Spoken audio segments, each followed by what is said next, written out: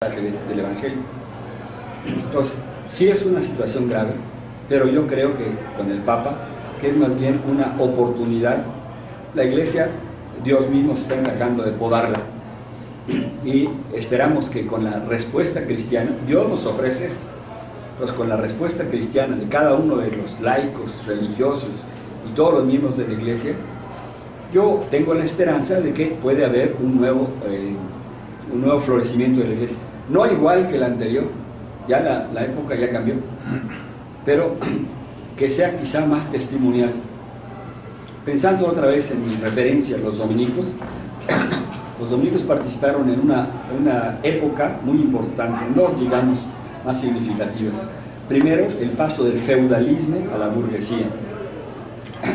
El feudalismo eran entidades autónomas, económicas, donde todo se tenía ahí.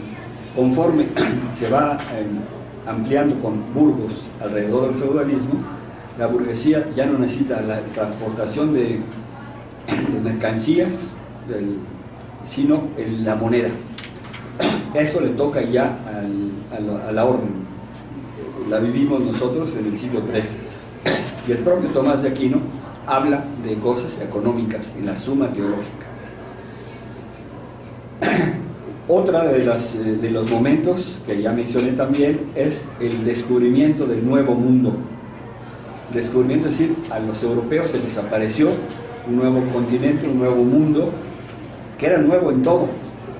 O sea, creyeron, Cristóbal Colón creyó que había descubierto los asiáticos por otro camino, pero no, eran una gente totalmente distinta. Pues había que reflexionar sobre eso. Es otro momento decisivo. Esta reflexión que tienen que hacer los dominicos aparece en Bartolomé de las Casas.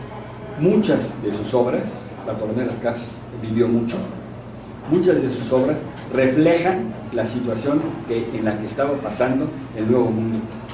Entonces, no solamente había en este tiempo de Bartolomé de las Casas, siglo XVI, no solamente había que informar al rey de los bienes que había en el Nuevo Mundo, sino que los propios frailes dominicos, también eran agustinos, también eran carmelitas, etc., los propios frailes tienen aquí misioneros que van caminando por los montes y por los bosques y demás, pero también tienen en Salamanca y en Valladolid, tienen gente pensante, como Francisco de Vitoria. En Salamanca y en Valladolid están, en Sevilla, perdón, están pensando cómo solucionar las cosas. Entonces, hay grandes tratados sobre la justicia. No se decía justicia y paz, sino solamente el tratado de la justicia, que ya había trabajado Tomás en abstracto, pero que ahora estos, gracias a la comunicación que hay entre la misión del Nuevo Mundo y la reflexión del Viejo Mundo, ayudan a encauzar un poco. A veces nada más era de signo, pequeño signo, de decir basta de atacar hacia los indios y de desaparecer como desaparecieron en las Antillas muchas tribus, pero claro, cuando llegan a Tenochtitlán se encuentran que hay una sociedad hecha, que tiene culto, que tiene milicia, que tiene arquitectura. Entonces tienen que repensar las cosas día con día de lo que van llegando a hacer. Entonces, este es, digamos, el esquema que me parece en donde hemos nosotros participado, y ya 800 años, desde el siglo XIII, 1216, hasta la fecha. Entonces, estamos celebrando, ¿no? Estamos diciendo, bueno, ahora, ¿qué nos toca hacer? Sabemos más bien que ya no nos toca hacer, pero todavía no sabemos del todo qué sí nos toca hacer. Ahora, la estructura dominica tiene cada 3 años una reunión de los superiores de cada entidad. La estructura dominica es totalmente democrática, contrario a los jesuitas, por cierto, porque nace en el momento en que nacen los gremios o las guildas. Entonces, los gremios son totalmente autónomos frente al feudalismo. Pues nosotros elegimos a nuestro superior en la casa en la que yo vivo. Los superiores de México eligen al superior de la provincia, como le llamamos. Los superiores de la provincia eligen al superior general que llamamos maestro de la orden. Esa es nuestra estructura. Entonces el Papa confirma, o cuando ya ve la cosa perdida, puede inclusive decir que no, pero normalmente aprobará esto. O inclusive cuando es elegido a una persona que sabe que no va a ser aprobada por el Papa, como pasó con uno que defendía estaba en contra del apartheid en Sudáfrica. Entonces dice, no, renuncio a esto para no conflictuar a la orden y que mejor elijan a otro que sea más negociador, como estábamos hablando hace un rato, y que pueda decir las cosas, que el Papa pueda también sugerir algo a la comunidad dominica. Eso es un poco el asunto. Entonces, no sé si quisieran ustedes intervenir, preguntar, o que yo explicite un poco más las cosas. El futuro se ve muy incierto, ¿no? O sea, sí. Después de 800 años, después de estar acostumbrados a una cierta disciplina, digamos, ¿no? De repente hay una apertura que por un lado se antoja que la libertad y la apertura son conceptos positivos, pero por el otro lado también se ve un desorden que va acompañando esa apertura. Entonces, en algunas cosas, algunas órdenes se ven como rígidas todavía. Yo estoy muy impresionado con el Papa, de que con conceptos tan sencillos nos enseñe cosas tan profundas, ¿no? O sea, no es un teólogo como Benedicto, pero es un hombre que vive en la práctica de una manera muy abierta a todos lo que se debe hacer. Pero el cuestionamiento es, con este cambio tan grande que hay, tan acelerado, la diferencia que pasa en la historia hoy en contra de los cambios de anteriores es que sí había cambios, pero eran graduales, a cierta velocidad, y esa velocidad se ha ido acelerando. O sea, ahora los cambios son terriblemente rápidos. Vemos a 2 generaciones para allá, no 2 generaciones, a los propios hijos, y de repente dices, yo lo cuidé, yo lo eduqué, y de repente es un individuo diferente, ¿no? Con un sentido de la moral diferente, porque podría decir, no, yo lo abandoné, no, vivió dentro de ese ambiente, respiró eso, ¿no? Que ese cambio tan dramático en unos cuantos años, ¿a dónde ven ustedes? O sea, yo creo que la ventaja de una orden tan grande como la de ustedes es que tienen pues ramificaciones en todos lados. Esto a mí me da la idea de que no es una situación de México, sino es más bien mundial, y la velocidad de cambio es tan rápida. O sea, estas tonterías han colaborado tanto a ese cambio que se ve uno confundido, ¿no? Ya como que pierde uno la brújula, ¿no? Yo creo que sí, es ciertamente la tecnología ha acentuado el cambio mucho más radicalmente y mucho más rápidamente. Inclusive yo platicaba con mi sobrina, le digo, ¿tú tienes teléfono celular? Ya no entiende qué es un teléfono celular, es una pequeña computadora que además se puede hablar por teléfono. Ya el concepto que nosotros tuvimos hace 10 años, ya no lo tienen ellos. Ahora, nosotros ciertamente tenemos gente, como decimos, tenemos familia en Alepo, en Siria, y en Irak. ¿Por qué? Porque hay dominicos iraquíes, dominicos sirios, como hay en Ucrania. Entonces, sí tenemos mucha gente que está trabajando en el campo, pero nos enfrentamos prácticamente con los mismos problemas que se enfrenta todo el mundo, porque la Iglesia no es una entidad separada, está participando, la Iglesia Católica está participando de la problemática general. Por eso no sé si se acuerdan que el Papa antes de ir a Cuba, ya en Cuba, se reunió con un obispo ortodoxo, ya con la idea de que este obispo ortodoxo era la vinculación con la parte ortodoxa del cristianismo ruso. Iba a haber además una concentración de los distintos patriarcados y de las distintas regiones del cristianismo, que finalmente no la hubo. pero el Papa en donde va se relaciona con los cristianos. Y hay una cosa muy interesante que dice el Papa sobre esta relación con los cristianos, para que vean que no es solamente la Iglesia Católica. Dice, cuando llegan los terroristas al África, dicen, ¿tú eres cristiano? ¿Tú eres cristiano? ¿Tú eres cristiano? Muerte a los cristianos. No le preguntan, ¿tú eres anglicano? ¿Tú eres ortodoxo? ¿Tú eres católico? No, parejo. Entonces, ¿qué quiere decir esto? Que la Iglesia cristiana, los seguidores de Cristo, tenemos que estar más en unión, inclusive en el plano sacramental, inclusive en el plano dogmático, no solamente en la práctica, porque la práctica principal es el martirio, obviamente. Inclusive se habla de un bautismo de sangre, ¿no? Porque es lo principal, el martirio. Y eso fue desde los primeros momentos de la Iglesia cristiana, o sea, desde la cristiandad primera se hizo así. Ahora, hay que recordar que la doctrina de la Iglesia católica se hizo en los primeros 400 años, los primeros concilios ecuménicos, Éfeso, Nicea, Calcedonia. Estos concilios trataban de especificar qué quiere decir eso, que el Verbo se hizo carne y habitó entre nosotros. Entonces, decir, bueno, ¿qué nos puede ayudar a esto? Que el Verbo se hizo carne y habitó entre nosotros. ¿Cómo entenderlo? Bueno, dicen los judeocristianos, pues quién sabe. Entonces, pero vamos a pedir la filosofía griega, a ver cómo nos ilumina con estas ondas.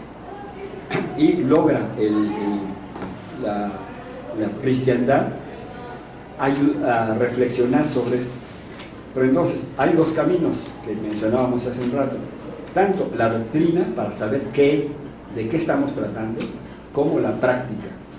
Yo creo que el Papa Francisco ha insistido mucho sobre la práctica, porque la práctica nos va dando el tono, día con día, de cómo piensan los jóvenes, cómo actúan los jóvenes, y cómo hay que responder a los propios hijos y a los propios nietos, ¿no? ¿Cómo hay que responder? Porque ya uno no sabe ni por dónde le llega el problema.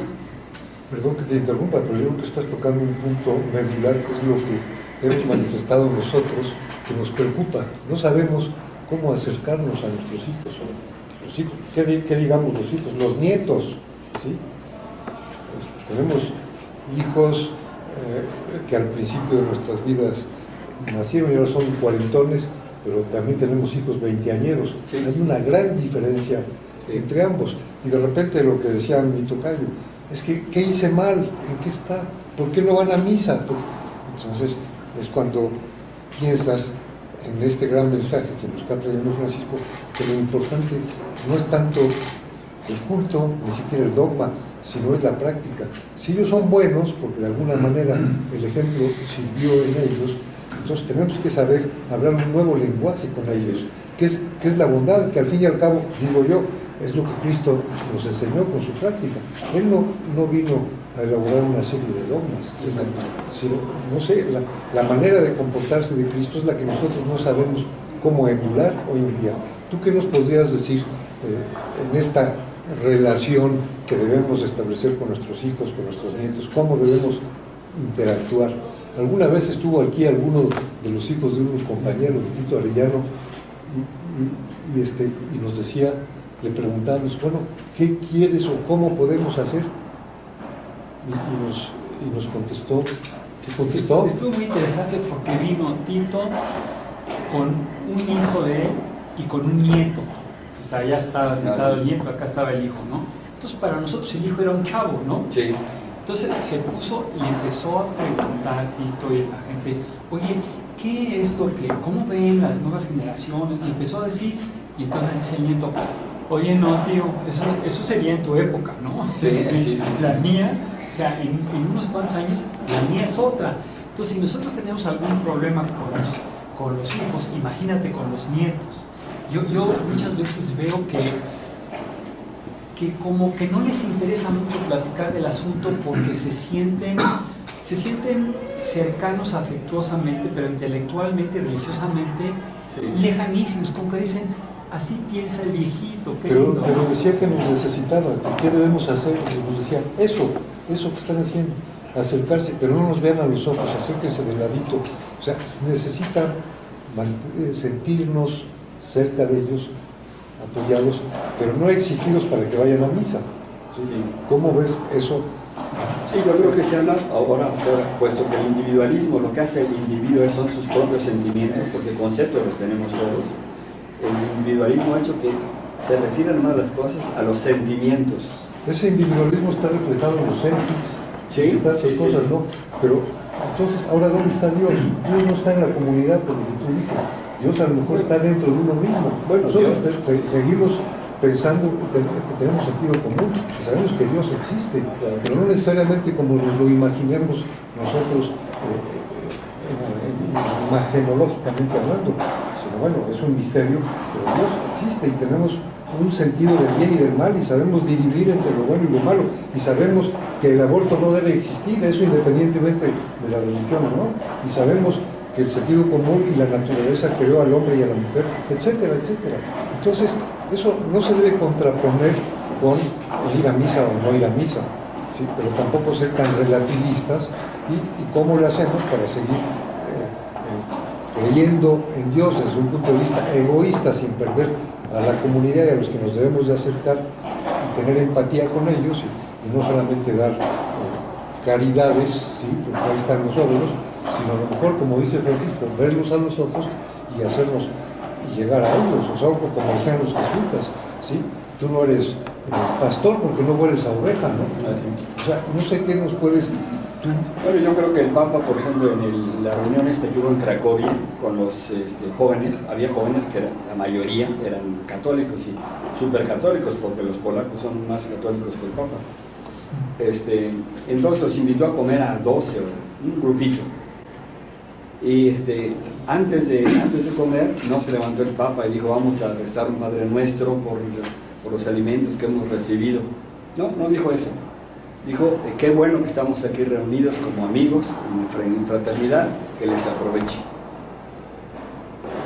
Entonces, ¿qué estaba destacando el Papa, según mi interpretación? La fraternidad y el amor.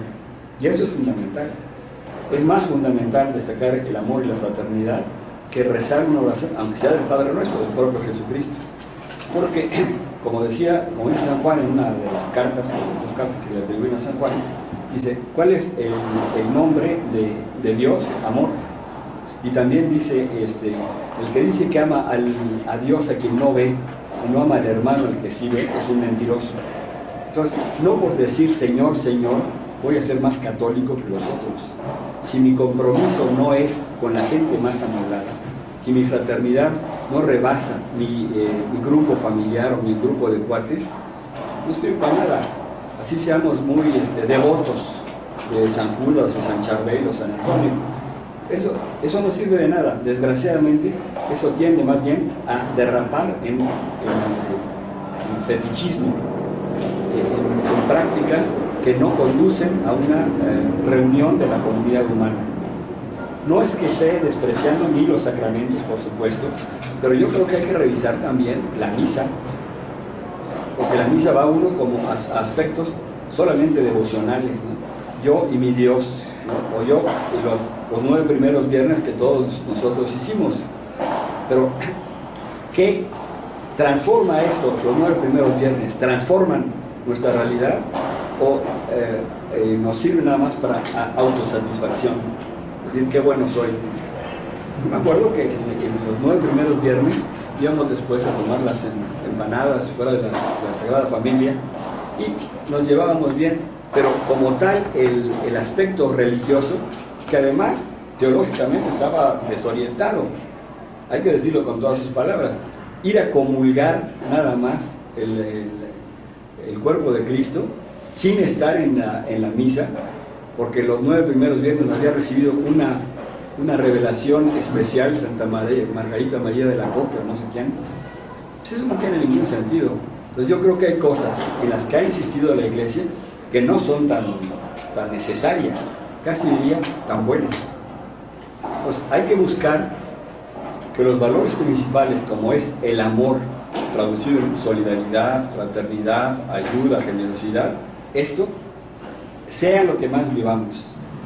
Y entonces, ante el servicio, como lo ha hecho el Papa Francisco, ante el servicio, la gente se une a los proyectos. Y si nos preguntan, ¿por qué lo haces? soy cristiano y eso es lo que me dice mi fe.